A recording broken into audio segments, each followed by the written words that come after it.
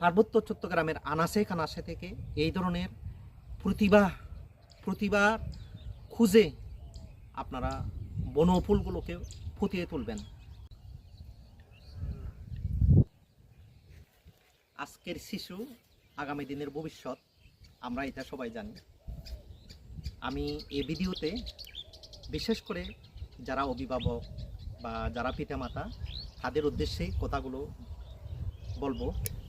তো আমার কথাগুলো বা আমার ভিডিওগুলো যদি আপনাদের ভালো লাগে, প্লিজ একটু অন্যদের মাঝে ছড়িয়ে দিবেন। আমি সুমিত চাকমা, খাগড়াছড়ি পার্বত্য জেলা হতে।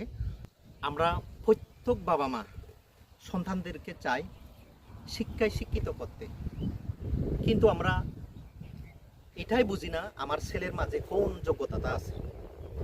আমাদের অভিভাবকদের মনে একটা সবসময় ভ্রান্ত ধারণা কাজ করে, যেটা হচ্ছে আমার ছেলে লেখাপড়ায় ভালো হোক। আমরা এটা কিন্তু সবাই চাই। তো আমি বলি, আসলে সব শিশুদের মাঝে তো একই যোগ্যতা থাকে না। অনেকে অঙ্কে ভালো হবে, অনেকে গণিতে ভালো হবে, অনেকে বিজ্ঞানে ভালো হবে। আমরা চাই যে আমাদের সন্তানরা পরীক্ষায় একেবারে 100-100 পাক বা 80-90 পাক ভালো করুক। তো বন্ধুরা, আমি একটা বিষয়ে কথা বলবো আজকে। সব শিশুরা কিন্তু একই বৈশিষ্ট্য বা যোগ্যতা নিয়ে জন্মগ্রহণ করে না।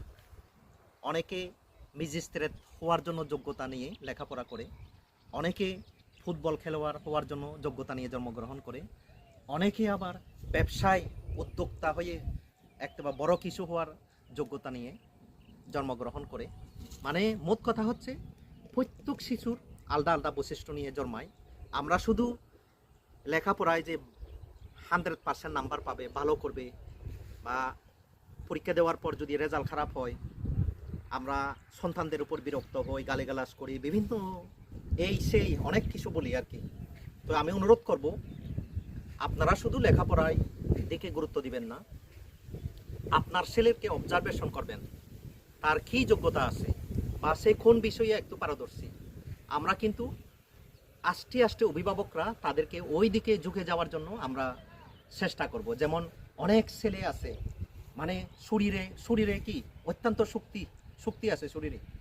যেমন আমরা যদি চেষ্টা করি তাদেরকে খেলাধুলায় বা বক্সিংয়ে বা বিভিন্ন দিক দিয়ে আমরা তাদেরকে সহযোগিতা করতে পারি বা চেষ্টা করতে পারি।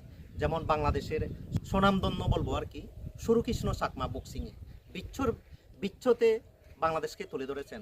যেমন বাংলাদেশের নারী ফুটবলের এই যে ঋতুপর্ণা চাকমা আমাদের সমগ্র বাংলাদেশকে অন্যভাবে তুলে ধরেছেন, অন্য উচ্চতায় তুলে ধরেছেন। তো আমার মতে শুধু আমরা লেখাপড়ার গুরুত্ব না দিই,